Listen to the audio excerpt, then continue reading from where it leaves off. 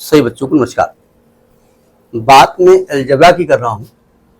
इसका टॉपिक है permutation and combination, क्रमचय और संचय। इसके बहुत सारे कॉन्सेप्ट हमने बताए हैं। आज हम बात करेंगे सर्कुलर परमुटेशन की। मतलब किसी भी बॉडी को सर्कुलर ऑर्डर में अगर बैठाना है, रखना है, तो उसमें कितने नंबर ऑफ वेज होते हैं। देखिए, जब परमुटेशन की बात आती है तो ऑर्डर चेंज होने से वो अरेंजमेंट चेंज हो जाता है। जैसे हमने बताया भी था आपको कि अगर ABC 3 नंबर है और इसमें दो दो को अरेंज करना है, तो आपने कहा AB को अरेंज करो, फिर BC को करो, फिर CA को करो, तो कुल तरीके कितने हो गए? 3। ये कॉम्बिनेशन होता है। मतलब हमने 3 में से दो दो ऑब्जेक्ट ले लिए।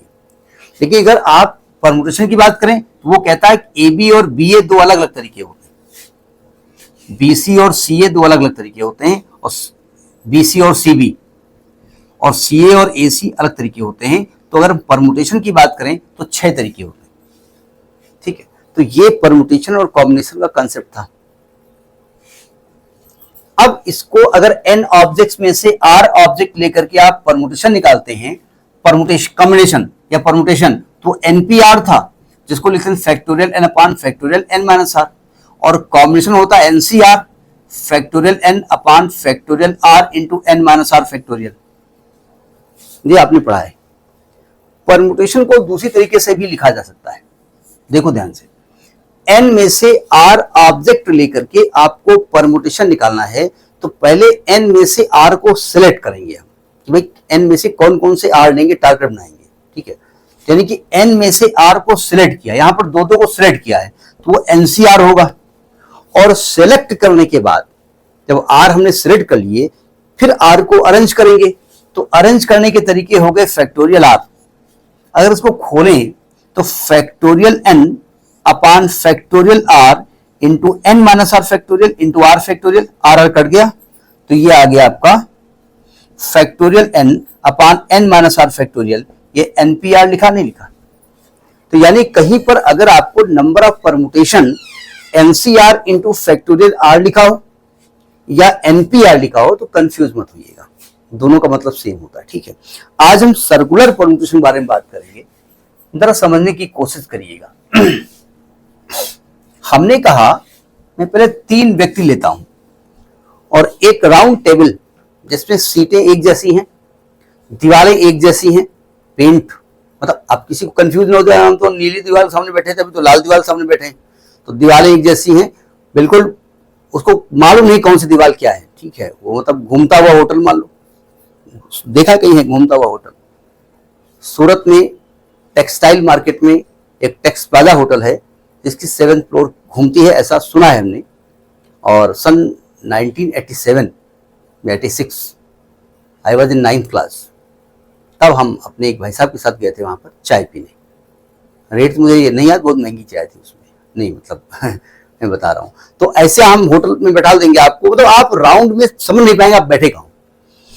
3 लोगों को लेते हैं, ABC 3 लोगों को लेते हैं और हम कहते हैं इनको अरेंज करो। अगर हम इन तीनों को लीनियर अरेंजमेंट करते तो कैसे करते? 3 जगह होती है आपके पास, 3 जगह होती। ठीक है, ये पहली जगह है, ये दूसरी जगह है, ये तीसरी जगह है। हम पहली जगह में ABC को बुलाते, किसी एक को बैठा देते, तो किसी एक को बैठाते तो तरीके कितने हो जाते? 3। अब 3 में से एक बैठ गया ना, इसके बाद नंबर 2 पे बुलाया तो 2 लोग बचे, तो 2 तरीके फिर 1 तरीका, कुल तरीके कितने हो गए? 6 तरीके हो गए, यानी कि फैक्टोरियल 3 तरीके हो गए। यानी कि 3 लोगों को अगर आप अरेंज करना चाहते हैं एक लीनियर परमुटेशन में, तो फैक्टोरियल 3 तरीके होते हैं। जरा सर्कुलर के बारे में बात कर लेते हैं, कितने तरीके होंगे। जरा देखो ध्यान से, मैंने क्या किया, एक सर्कुलर टेबल लिया। टेबल में, टेबल का कलर तो खैर सेम होता ही होता है, मतलब जो चेयर्स पड़ी हो एक जैसी हैं, आपको समझ में नहीं आएगा कि कहां आप बैठे हो। हमने आपको यहां बैठा दिया, दूसरे बंदे को यहां बैठा दिया, तीसरे बंदे को यहां बैठा दिया, यहां A बैठा रहा, यहां B बैठा रहा, यहां C बैठा रहा, और बीच में खाना रख दिया, बढ़िया खाओ पियो मस्त रहो। ठीक, अच्छा एक और अरेंजमेंट, फिर टेबल लिया, ये नहीं करा छोटी कर दिया टेबल, जगह की वजह से टेबल वही है। 3 सीटें अभी पड़ी हुई हैं, यहां पर ए को बैठाला, यहां को बी को बैठाला, यहां पे सी को बैठाला। क्या ये और ये अरेंजमेंट अलग अलग है? सीट एक जैसी हैं, सीट का कोई अंतर नहीं है, ठीक है भाई। यहां पर ए के इस साइड में बी था और इस साइड में सी था, यहां भी ए के इस साइड में बी है और इस साइड में सी है, मतलब इस साइड में लेफ्ट साइड में ये राइट, राइट साइड में बी है भाई। यहां से ऐसे राइट लेफ्ट दिखाता है, आपकी कॉपी रखी हुई है, आपका जो लेफ्ट होगा वो लेफ्ट होगा, आपको राइट होगा राइट होगा। ए के राइट में बी है और लेफ्ट में सी है, ए के राइट में बी है और लेफ्ट में सी है, सेम अरेंजमेंट है ना। अच्छा, अगर मैं ऐसे पे डाल दूं, 3 सीटें अभी भी ऐसे ही हैं, यहां पर ये सीटें हैं, यहां पर ए को बैठा दूं, यहां पे बी को, यहां को सी को, अभी भी ए के राइट में ए है और लेफ्ट में सी है। या बी के देख लीजिएगा, बी के लेफ्ट में ए है, राइट में सी है, बी के लेफ्ट में ए है, राइट में सी है, तो सेम अरेंजमेंट है ना। यानी इस प्रकार से बैठाने से कोई फर्क नहीं पड़ा ना। अच्छा, यानी ये एक अरेंजमेंट हुआ। अच्छा, एक और तरीका ले लो, यानी अभी भी ए देख रहा है कि हमारे एक बगल में बी बैठा है लेफ्ट में, तो लेफ्ट में ही बैठा हुआ है, भले सीट थोड़ी चेंज कर दिया। एक तरीका ये हो सकता है,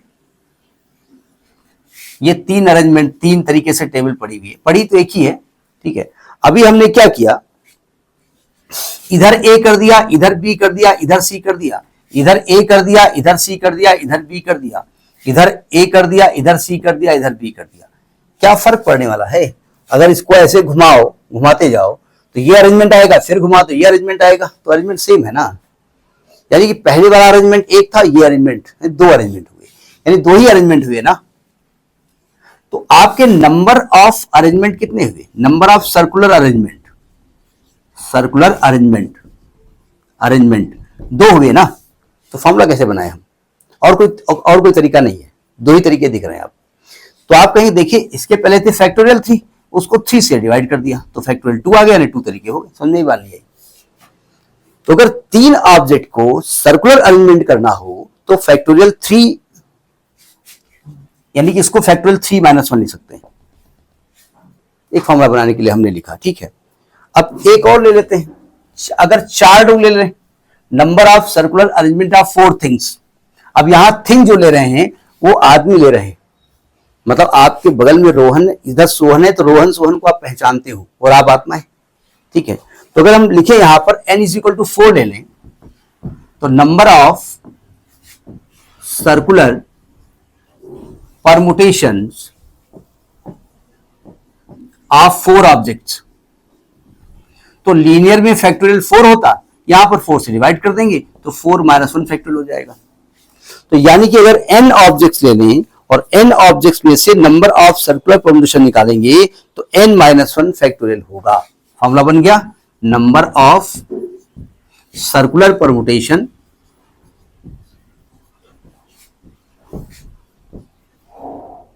of n objects, n - 1 factorial. लेकिन एक लफड़ा यहां पर है, उस लफड़े को पहचानने की कोशिश करिएगा, जरा समझिएगा, सावधान। देखो, अब अगर मैंने आपसे कहा कि 3 प्रकार के फूल हैं, उनसे एक माला बनाई हमने, ठीक है। मतलब हमने ये गुलाब का फूल है, ये मैरीगोल्ड का फूल है और ये चमेली का फूल है। जानते नहीं क्या होता, नहीं जानते हैं, ठीक है। अब इधर से देख रहे हैं तो गुलाब के बगल में मैरीगोल्ड है और गुलाब के बगल में चमेली इधर है, ठीक है। माला को ऐसे हमने डाल लिया, ऐसे, ठीक है। और माला को घुमा दीजिए, माला को ऐसे पलट दीजिएगा तो इधर मैरीगोल्ड आ जाएगी, इधर चमेली आ जाएगी। तो क्या माले का अरेंजमेंट चेंज हो जाएगा? क्योंकि माला को पलट दिया जाए तो माले में कोई चेंज समझ में नहीं आता है, यानी कि पलटने से वैल्यू एक जैसी रहती है। यानी कि क्लॉकवाइज और एंटी क्लॉकवाइज जरा समझने की कोशिश करिएगा। गुलाब, मैरीगोल्ड, चमेली, ये वाइज है हमारी तरफ से क्लॉकवाइज, और आपकी तरफ से क्या हो रहा है? एंटी क्लॉकवाइज दिख रहा होगा, ठीक है। यानी हम पहनेंगे तो ऐसे माला पहनेंगे और आपको पहनाएंगे तो ऐसे माला पहनाएंगे, ठीक। तो यानी कि अगर क्लॉकवाइज और एंटी क्लॉकवाइज अरेंजमेंट एक जैसे लगे तो फिर नंबर ऑफ परमुटेशन कम हो जाएंगे, ठीक है। तो 2 तरीके से आप समझिएगा फार्मूले को। पहला लिखेंगे कि number of permutation, circular permutation, circular permutation of n objects, जबकि क्लॉकवाइज और एंटी क्लॉकवाइज जो है डिफरेंट हो। When clockwise and anti clockwise arrangement is different. तो ये हो जाएगा n-1 फैक्टोरियल। भाई जैसे राम के लेफ्ट में रोहन है और राइट में सोहन है, तो चाहे जैसे लिखो लेफ्ट और राइट तो होगा ना, रोहन सोहन को पहचानते हैं वो, या अच्छा इधर आएंगे तो अच्छा रोहन इधर आ गए, वो इधर बैठे थे यार, ठीक है। लेकिन अगर second case permutation when clockwise anti clockwise are same, यहां तक सेम रहेगा, आर सेम, सेम हो, जैसे गार्लैंड आप बनाते हैं तो वो आधा हो जाता है, 0.2 हो जाएगा, ठीक है। यानी अगर आपसे कहा जाए कि 50 फूल हैं, उन फूल को लेकर के नंबर ऑफ गार्लैंड्स कितने बनेंगे, तो आप लिखेंगे फैक्टोरियल 50-1/2, क्योंकि फूल वगैरह में क्या होता है, क्लॉकवाइज और एंटी क्लॉकवाइज अरेंजमेंट में डिफर नहीं कर सकते, क्योंकि अगर आप माले को पलट के पहन लोगे तो फिर माला एक जैसा दिखेगा, आपको कुछ अलग से उसमें नहीं समझ में आएगा, ठीक है। तो ये सर्कुलर परमुटेशन का कॉन्सेप्ट है, लेकिन फार्मूला मालूम होने का मतलब ये कतई नहीं है कि आपने क्वेश्चन लगा लिया।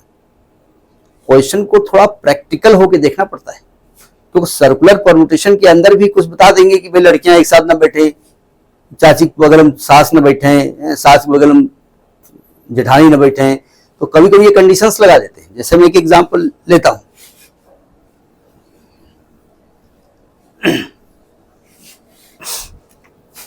क्वेश्चन कहता है कि कौन सा क्वेश्चन ले लें, 86। क्वेश्चन कहता है कि 5 boys and 5 girls sit alternately around a round table, in how many ways this can be done. कितने तरीके से इसको आप कर सकते हैं। 5 boys and 5 girls sit alternately, boys then girl then boys then girl, तब क्या तरीके होंगे, जरा समझने की कोशिश करिएगा। हम करेंगे क्या, पहले 5 बॉयज को बैठा देंगे सर्कुलर परमुटेशन में, ये B1 है, ये B2 है, ये B3 है, ये B4 है, ये B5 है। तो बॉय गर्ल को बैठा दो, वो अलग की बात है। तो number of ways to make the boys sit, number of ways to make boys sit. अभी अंग्रेजी में जाना कि अंग्रेजी आपने जो लिखा वो बढ़िया नहीं लिखी है। तो देखो जो बॉयज बैठा ले गए वो सर्कुलर टेल बैठा ले गए, रोहन के बगल में सोहन, सोहन के बगल में एपी और एपी बगल में सलमान, ये सब बैठे हुए हैं। तो तरीके कितने हो गए, 5-1 फैक्टोरियल एंड फैक्टोरियल 4। अब जो लड़कियों को बैठाया जाएगा वो सर्कुलर परमुटेशन नहीं होगा। अब देखो एक जगह ये है, 2 ये है, 3 ये है, 4 ये है, 5 ये है। अब 5 जगह है और 5 लड़कियां बैठा ली हैं, तो नंबर ऑफ वेज या number of arrangement to sit girls, तो 5 जगह में 5 लड़कियां, तो फैक्टोरियल 5 तरीके हो गए। तो टोटल अरेंजमेंट कितने होंगे, टोटल अरेंजमेंट तो फैक्टोरियल 4 इंटू फैक्टोरियल 5 मल्टीप्लाई कर दोगे, आंसर आ जाएगा। नहीं समझे, मतलब अगर इस प्रकार के क्वेश्चन हो कि भाई इनके बगल में ये ना बैठे, उनके बगल वो ना बैठे, तो पहले आप बॉयज को बैठा दीजिए। तो बॉयज को बैठाने में सर्कुलर परमुटेशन लगेगा, लेकिन जो जगह है बीच बीच में, वहां गर्ल्स को बैठाना है, तो वहां पर आपको ये वाला सिंपल सा कॉन्सेप्ट लगाना पड़ेगा, वहां सर्कुलर की बात नहीं होगी। इसी प्रकार से इसे कहा सर्कुलर परमुटेशन है, लेकिन चेयरमैन, डिप्टी चेयरमैन और सचिव एक साथ बैठे, तो आप क्या करोगे, चेयरमैन, डिप्टी चेयरमैन और सचिव को एक बक्से में बंद कर देना, वो बक्सा रखना हर जगह, तो एक कंसीडर किए जाएंगे, और बाद में उसके अंदर वो आप अरेंजमेंट कर लीजिए। सचिव को इधर, डिप्टी सचिव को इधर, वो अलग की बात है, जब क्वेश्चन आएगा तब बात करेंगे। तो सर्कुलर परम्यूटेशन का मतलब फार्मूले से नहीं होगा, फार्मूला तो लगाओगे ही, ये भी देखोगे कोई और कंडीशन तो नहीं दी हुई है। तो हमने इसलिए छोटा सा वीडियो बनाया है, बहुत ज़्यादा अंदर तक नहीं गया, इतने से काम चल जाएगा। इसके नेक्स्ट क्लास में एक्सरसाइज के बारे में बात करेंगे। नमस्कार।